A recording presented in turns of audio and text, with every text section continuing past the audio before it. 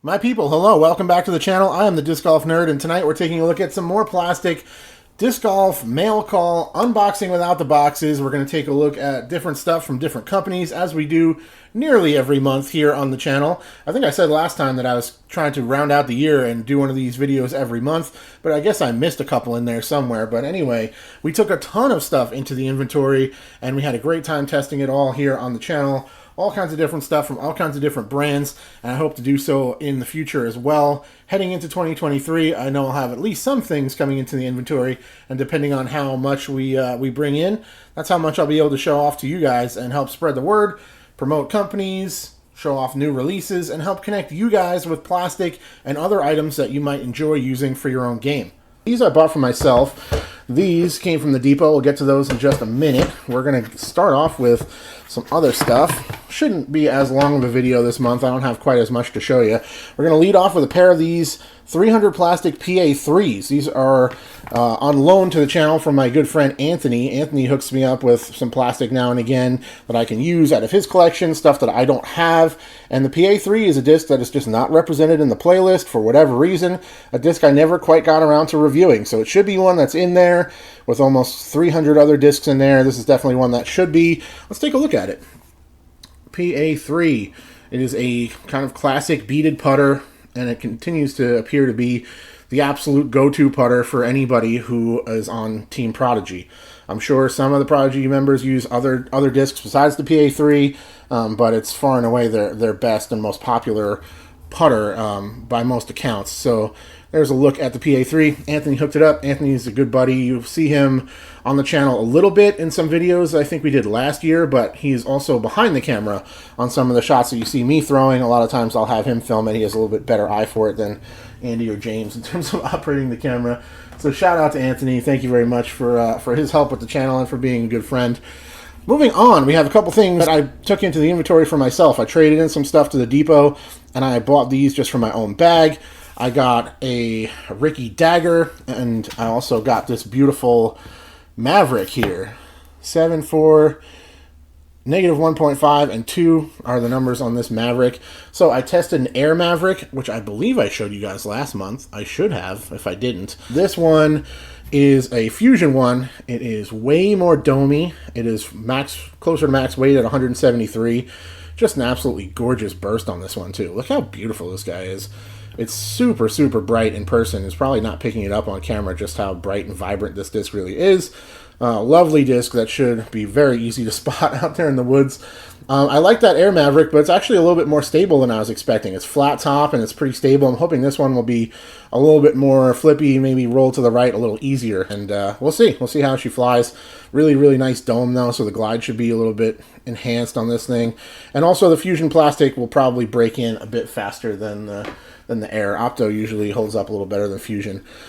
Wysocki Dagger. Dagger is a weird one. It's one I never tested or reviewed. DD sent me a pair of these that I showed you guys in October, I believe.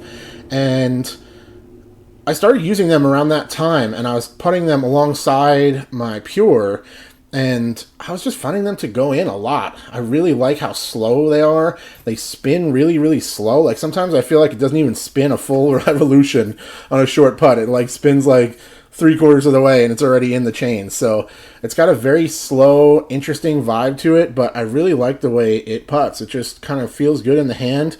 Very strange. I never liked beaded putters. I never liked deep putters, but this thing just fills my hand so nice that it takes some of the guesswork out of my grip. I kind of just put it in there, and wherever it just kind of lands is kind of the natural grip for this putter.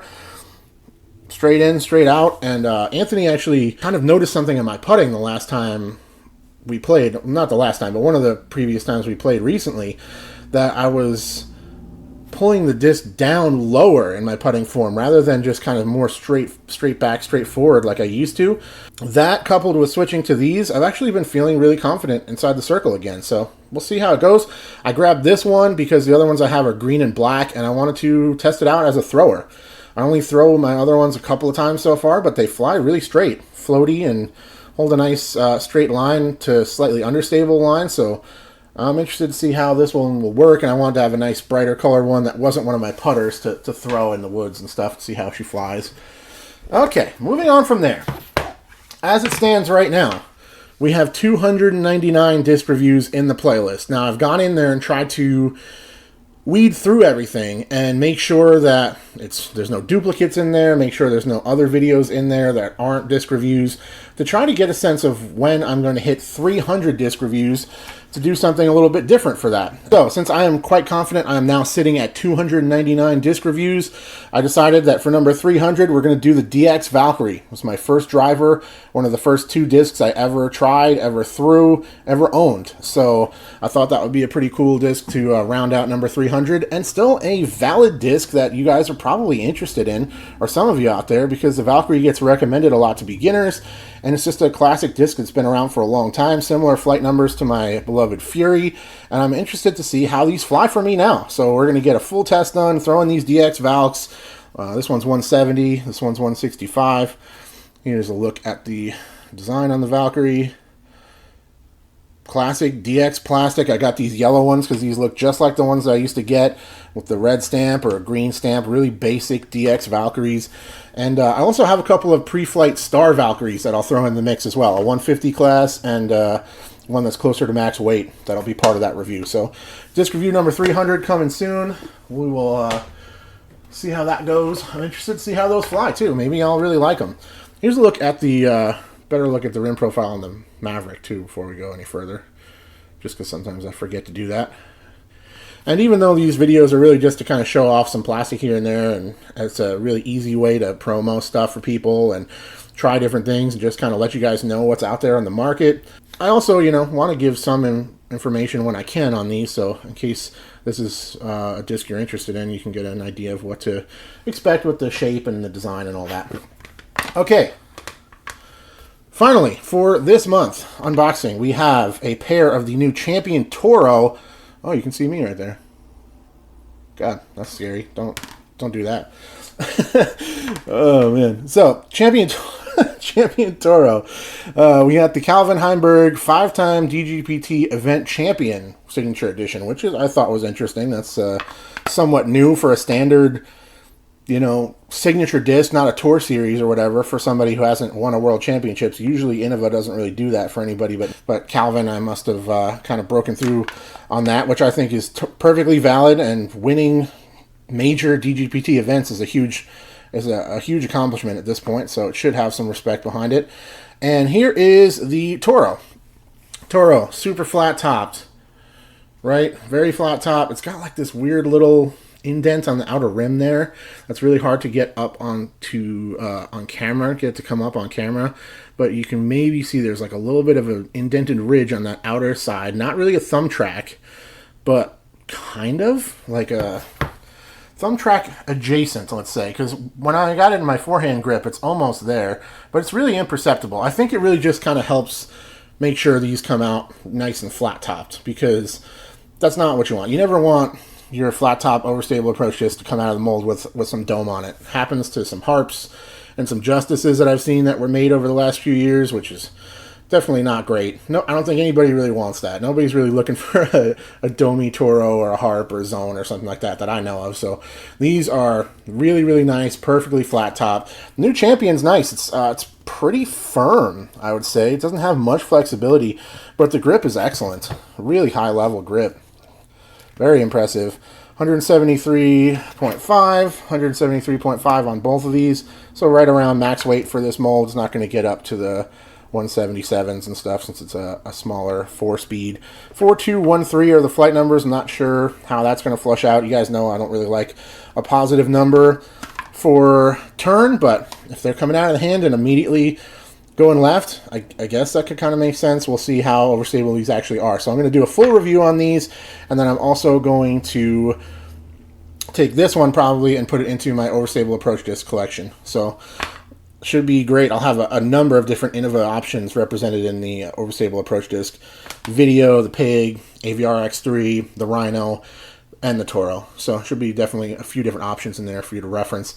Big shout out to the Disc Golf Depot for hooking me up with this pair of Toro. They have the new shop, and it's looking great. They're getting it more and more set up every time I go in there, and the place looks awesome. They have a ton of plastic in stock right now. They're doing some holiday raffles, all that kind of good stuff. So definitely go check out the Disc Golf Depot. Thank you for their support. definitely let them know that I sent you. If you hear about them here on the channel, that would help me out as well with our relationship going forward, just to let them know that I'm having some impact. Even though they're a local shop, you know, not all of my viewers can go in there and support them, but if you're in the Portland area, please definitely go check them out. It's a destination here in Portland. If you're in the area, definitely something you're going to want to go add to the list of things to do on your way to one of the beautiful disc golf courses out in the gorge or something like that. Man, thank you all. It's been a crazy year, taking in a tremendous amount of stuff. Bags from Upper Park and all kinds of plastic from all kinds of places. Shout out to everybody who's helped me support the channel and grow the channel and continue to do what I'm doing with it by giving me plastic to show off here on the channel and to test and evaluate, make content with, and just, it's been a lot of fun for sure. I'm hoping to continue the ball rolling next year. We'll see what we can do. I appreciate you all very much. Shout out to the Disc Golf Nerd Patreon support team for their massive continued support as well. I love and appreciate all you guys. Happy holidays. Plenty more videos coming this month, so stay tuned. I'm not doing like a Vlogmas, but there'll be more content. So keep watching. I'll keep making them. I'll check you later. Cheers.